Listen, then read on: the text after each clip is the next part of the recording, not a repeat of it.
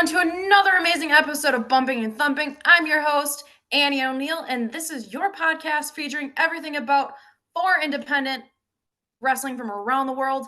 And today's guest traveled through time and space to be here in the present moment. Our guest today is the amazing Elk. He's held almost every championship belt at Clash. And I didn't realize that was an acronym. I didn't know that. When we get back, we will unpack everything that is our amazing prehistoric guest, Elk. We'll be right back.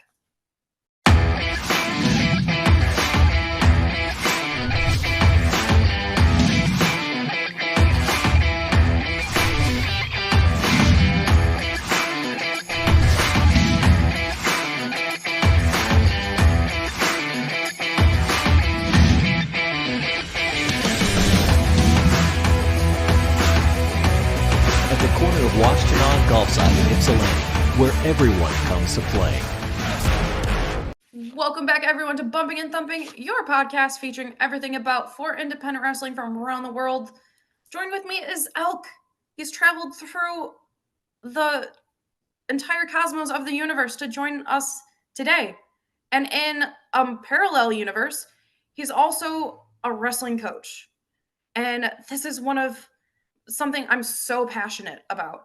So, Elk, how did you come to be this wrestling coach? And did professional wrestling ignite this passion?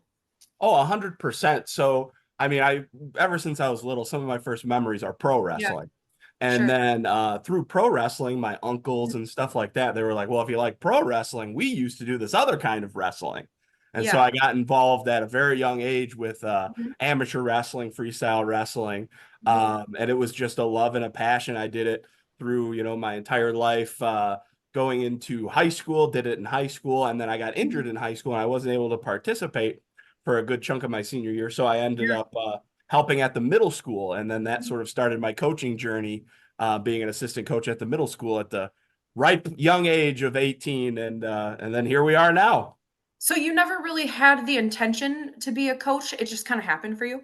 Yeah, it really did just kind of happen. Like I always say that my injury in high school was the best thing that ever happened to me. Isn't because otherwise I was going to go to, but the plan was to go to Eastern Michigan and be a gym teacher. And then when I broke my neck, I did the same thing Kurt Angle did. He's a little bit tougher. He ended up winning a gold medal and I, stopped wrestling. So yeah, once that happened, I started coaching and that kind of changed my life because that's been like my passion. And then I was able through that to I did a little bit of MMA and through that I ended up meeting up with some of these Clash guys and ended up, getting trained and stuff like that. So that's the origin story of this Dimensions Elk. So can you delineate the difference between amateur wrestling and professional wrestling? Because not everyone who watches might know that there's a difference. Yeah, absolutely. So, I mean, pro wrestling is what you're going to see on TV. You're going to turn into the TV on Monday, Wednesdays, or Fridays, and you'll get a pay-per-view that's Hulk Hogan, Steve Austin, that type of thing, where you're going to be getting a little bit more of a show. Whereas amateur wrestling, that's the sport, that's pure, we're grappling. It's like jujitsu, judo, anything like that. You're trying to win and that's the goal. Sure. In your opinion, what qualities need to be present that make a well-rounded coach? Because I'm sure you've had bad coaches. Oh yeah. So tell me about that. Yeah, well, so this is just my opinion, and I mean, you can grade people however you want to grade them. But in my career, I've always tried to focus on the kids themselves and make sure that they're having the experience that they want to have or at least deserve to have, right? Because not every kid is going to grow up and be a Cal Sanderson or win an Olympic gold medal or whatever. And you still have to coach those kids and you still have to train them like you're going to train anybody else. So I try to keep that in mind. And so it's less about wins and losses. Obviously, we want to win.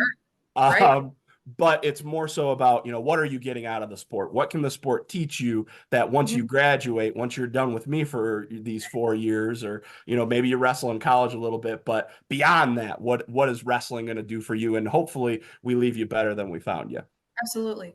On the other hand, what qualities um should be present for that makes a well-rounded athlete? Just really the willingness to learn. And Yeah, I think that goes for pro wrestling, and it really goes for anything just as well, right? Because absolutely. you're going to get all kinds of people giving you advice, Mhm. and through experience, you're going to learn the good advice from the bad advice. But everybody's going to teach you something. So some people are going to teach you, hey, this is the way to do it. This is what worked for me. This could work for you. And then some people you're going to learn are going to be like, well, he told me this. I'm not going to listen to that. But like you still Mhm. treat them with respect and Right, the fact right. that they came from a place that you haven't. So that's what I would say. Just a willingness to learn and a little bit of humility too. Absolutely. I think that's absolutely fantastic because everything and every person has something to offer, but it's Yeah, up to the individual to take what resonates and really leave the rest. Um, absolutely. Yeah, uh, and like again, I have my experience, and that's what I'm going to give you, and that's right. what my Absolutely. assistant coaches have experience, and they're going to give you that experience. Yeah. But yeah, just like you said, like my style or my way of doing things isn't going to work for somebody who's 6'4", right? I'm a little bit shorter, a little bit stockier, so you need to take like that advice Mhm. and and figure out how it's going to work for Mhm. you, and maybe even seek out. And that's the other thing about being a coach is like when it comes to the 6 minutes on the mat, you have to listen to me, right? That's Right. that 100. absolutely you have to listen to me when you're wrestling. That's who's in your But corner. exactly, you got to listen to your corner. But if there's other things that work for you that you aren't getting from me, go find Mhm. them, go learn them. I I'm love not, yeah, I'm not so egotistical that I think I know everything and can that. help Mhm. everybody. I think, you got to find those things that work for you too. And for me, those are the words I'm trying to listen to when that's a valid teaching source I want to draw from because a coach is only one source when Yeah, there are so many different people who convey the same thing differently, and I just think that's so fascinating. um so according to AP News, yeah, women's wrestling is yeah, the fastest growing high school sport in the country, which yeah, makes me so excited as a female martial artist. yes. um what do you think contributes to that, and why do you think it's the fastest growing women's sport I in think the part of it, yeah. because I've sort of, not from the very beginning, but I mean, I've been involved in amateur wrestling since, I was 6 years old. And there was always a stigma in, Mhm. and again, I try to explain because there's kind of once in a while you still run into some old school families or old school kids who sort Sure. of think this way, where you didn't want to lose to a girl. And there was always a stigma to it. And, even coaches had this stigma to it. And I think when you saw sort of women, doing well in sports in general, and then you're like, oh, then they just wrestle well too. Like, I think that helps a lot. It's just seeing more visibility in women's sports in general. Like, I think Caitlin Clark and everything she's doing, and the other ladies from the NCAA tournament that are going to go into the NBA. It's only going to draw eyeballs to the WNBA, and then it's only going to help women become athletes because they're going to try to play basketball. Maybe they're like, ooh, basketball's not for me. What else can I do in the wintertime? Oh, wrestle. Maybe I could do jujitsu. Maybe I could do this. Maybe I could do that. And then obviously the UFC. Exactly.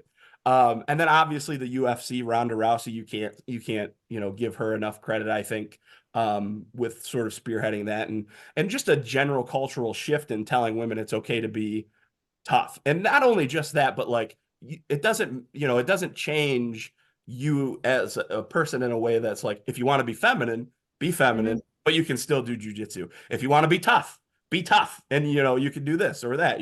I think just the stigma of this isn't for girls or this isn't for women Mhm. has gone away, and that's to me a good thing because it helps the sport too.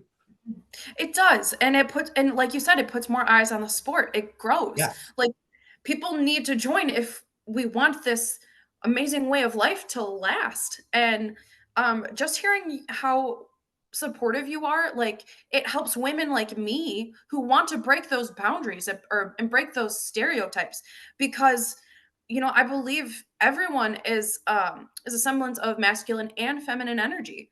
But I love honoring both. Like, I'm a different person when I step on a jujitsu mat, and I get to have ring announcing where my femininity is showcased. Like it's amazing, and we need the support of people like you in those positions to encourage us. It's so beneficial, and you know, we've we've explained or we've gotten through so much in the first 10 minutes. It's crazy that this first segment is just zooming Yeah. past, but you know, our sponsors would also like a word to talk Oh, because sure. so we will be right back after these messages. Sure. Hi, I'm Jay Aubrey Jackson, the $50 computer virus guy in Metro Detroit. We are the home of the true flat $50 computer repair. $50 job no matter how long it takes. Never a penny more. Netbooks, laptops, desktop towers, all-in-one computers, phones, iPhones, tablets, iPads, and game systems. Free diagnosis and money-back guarantee. If we don't fix it, you pay nothing. And we do same-day service within 24 hours of drop-off. And are open 7 days a week, so come to the computer virus guy now. Back to another amazing segment of Bumpin' and Thumping. I'm your host, Annie O'Neill, and this is your podcast featuring everything about for independent wrestling from around the world.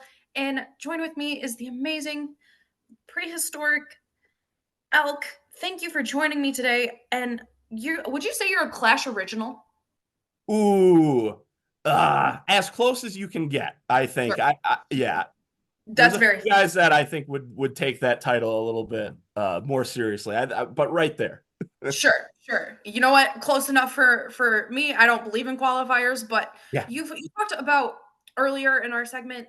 You made that crossover from MMA to professional wrestling, Yeah. and you've battled Zach Gowen, Honky Tonk Man, and you even teamed up with Hardcore Holly. Yeah. Yep. How have these moments shaped you as a competitor? So, as an dimensional time traveling caveman, it's no big deal. But what I would say is that the fan of wrestling in Yeah, me, sure. really, couldn't imagine it. You have toys of these people that you're Yes, playing with as a child, and then right. one day you're in the ring with them and learning from them. So in that way, it's an absolutely phenomenal opportunity. Yeah, yeah. So you've climbed aboard the time machine of Clash to the Future, which brings us to this present moment. Hmm. We even shifted timelines in this podcast. Yeah, It's absolutely. time is weird. Yeah, What it's is a that flat circle. Inarguable. You've traveled more in dimensions than I have. Sure. But what's it like climbing that time machine? Climbing into the time machine and zipping to the present moment. Oh, it's terrifying. So what I have is I have the time crystals, and I don't have them here with me. They're in a very protective space right now. Sure. But the time crystals, you got to learn how to use them, and only if you're pure of heart can you use the time crystals. There's a lot of bad guys who try to get them, but you use the time crystals, and it zips you in and out of these wormholes, and it's like riding a roller coaster, but you don't have a seatbelt on, so you're just jostling and scary. It's a lot like Yeah. 2001: A Space Odyssey when they go through the Interesting. Stargate there. Is that something you ever become accustomed to? Never. It never gets easy. Yes. You know what to expect, but every single time you zip in and out of a wormhole, it's like the first time you ever did it. Okay, so I want to bring up Seize the last Clash show, Seize the Day. You are the longest reigning Big League Bruce champion for an astounding 1,869 days. What does it take to maintain that title for so long? Well, I think it takes a lot of dedication. It's a lot of dedication to the tribe. It's a dedication to the fans and making Mm, sure that, everybody wakes up in the morning and they say you got to find your why. Why are you doing this? Why are you competing? Why are you, what gets you to go and put on the hard hat and go to work every day? And so I have a very good why. I have the Clash wrestling fans, the tribe that support the caveman, and that really just motivates me. And, hey, a little bit of luck here and there, a pandemic that takes 2 years in the middle. So, a little bit of luck and a good why, a good reason to keep fighting. And during this reign, what worthy adversaries have you stood across from the ring along the way? Well, there was Ryan Matthias. He was a tough one. He gave me Sure. a DDT and busted my lip open pretty good. So he was a good adversary. Shane Saber twice, who he's the Alpha One champion right now. He was a really, really tough guy. I think I won the belt initially Mhm. in a three-way with Forever Young. Mm. Who forget the fella's name. He's from Ohio, and then Mhm. CPA or yeah, CPA, I think, who's a Michigan wrestling legend. So yeah, I mean, there's been quite a few competitors who've stepped in there. So, during Seize the Day, your historic title reign unfortunately ended. Will you tell our viewers how this occurred and who intervened in this moment? Well, it's the worst thing that could possibly happen. Sure. So the match starts, and I get jumped by these two hooded henchmen, foot soldiers, whatever you want to call them. They look like they were from the Foot Clan from Ninja Turtles. They attack me. Then Gavin Quinn strolls out, and we have our match, and it's a competitive match because he's one of the best wrestlers in Clash. He's gone all over the place. And then these bad guys jump out at the end, jump out and get me at the end again, right when I'm beating Right. Gavin Quinn. The referee gets super quick. I had him pinned for a 10 count. And then Juntai comes out, and I think Juntai's going to help me. Right. Because He Juntai, helped you at the show before last. yes, He assisted you. yeah, Juntai, I consider him a friend. Right. And so I'm sitting there, I'm ready. Juntai comes in, clears out the henchman. GQ stands up. I'm ready to hit him with the Spear of Destiny. And Juntai hits me with his move. GQ hits me with his move. And then the referee doesn't even count. They got to puppet the poor guy's arm.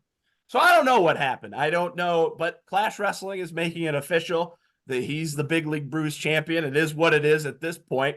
But you know, I'll get revenge. I'll go get him some way somehow. And now I got to put Juntai on the list. A guy that I liked, a guy that I respected. Right. So yeah, I mean, it's a devastating way to lose a championship. I'll tell you that. Was there any indication that this was going to happen? Was there anything that shifted in Juntai's demeanor that that it that enabled him to do this? I have no idea. GQ has been Gavin Quinn's been looking for Juntai. I guess those two.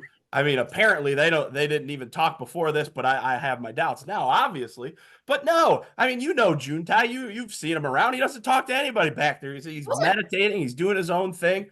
So, you know, it was all normal. But he's a hard guy to read, and I Right. guess it's like a shark or something. They looks the same, and then those eyes roll back, and then there you go, you're getting bit. But I mean, you were there, Annie. You were front I was. row, right at that table. I What did you think? How did it look to you? I was heartbroken. Because at Clash and Burn, I thought this was the forging of a formidable, you know, uh, an alliance, and just to see someone shift so quickly, I was I was in it was clear shock and awe. And like when you came through that curtain and to hear the crowd just resounding with joy that you stepped through, and they do this cool elk chant that just is catches like wildfire, and just to see the disappointment, and because they were right there along with you, Hmm. and it was just so sad, Yeah. because like, you strike me as that person who would just um go to the ends of the earth for someone. Like, your loyalty, I feel like it knows no bounds. So how did you feel in that moment when you realized that Juntai cost you that championship? Absolutely terrible. But here's the thing. I've been down this road before. Okay. Cameron Sky was my best friend for Sure. years, even when Yeah. I was had a different attitude and maybe the fans Right. didn't like me so much in the very beginning. But me and him were buddies. We were always Mhm. good friends, and he betrayed me too. And here's the thing. You could Yeah. say, "Help, you're so naive. Why are you trusting these people? Why are you being so trusting?" And then all of a sudden these people turn on you. But here's the Right. thing. If you don't trust anybody, if you're putting people at arm's length, if you're not, a very famous pro wrestler said, "Don't trust anybody," but that's a lonely way to live. Absolutely. There's good times in there, And the thing that I would say is you just gotta watch your back maybe a little bit more, and maybe be a little bit more, figure out what Juntai is going on. Maybe I should have reached out to Juntai, but we'll get this all figured out. But yeah, it's absolutely devastating. So, what is in store for you at Clash Battle of the Best at Kudos on June 23rd? Well, we're going to find out. I think the way it looks like I might be teaming with some other best of the best at Clash Wrestling, and we might be taking on the Alpha One guys. But you never know. Don't count it out. I might be getting a rematch against Gavin Quinn. Just depends on what the Clash higher ups want to do, what the council is going to pass down, and what the tribe wants to see. If you want to see Elk take on the best of the best, make sure Clash knows it. If you want to see Elk get his revenge against Gavin Quinn and maybe even Juntai, you got to let them know there too. Folks, you have to let the Clash management know that Elk needs a rematch against GQ. And I think they've broken up more times than the Backstreet Boys. Yeah, Jeez. absolutely. You never know how they're going to show up, but from what I've heard, you will be prepared. Your eyes will be open, and when you step through that curtain, everyone will be on your side, because that's just the energy that you emit, and it finds you. And it's so endearing to me watching the crowd react as soon as you step out. And that's one of my favorite parts of the Clash shows, is just how loyal you are to your fan base and how loyal they are to you. That's one of my favorite things about pro wrestling. Yeah. But unfortunately, we have to take another break. We're having such a good time. There's been peaks, there's been valleys, but ultimately we will be right back. And yeah, thank you so much. I appreciate your time. Sure.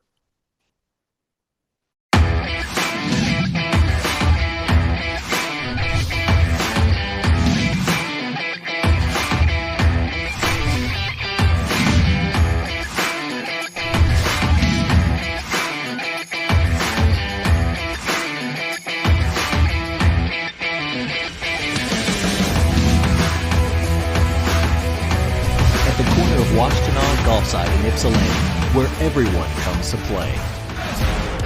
Welcome back to our final segment of Bumping and Thumping. It's your podcast featuring everything about for independent wrestling from around the world. I'm Annie. This is Elk. Elk, we've traveled through different dimensions. We've weaved and ebbed through the flow of time.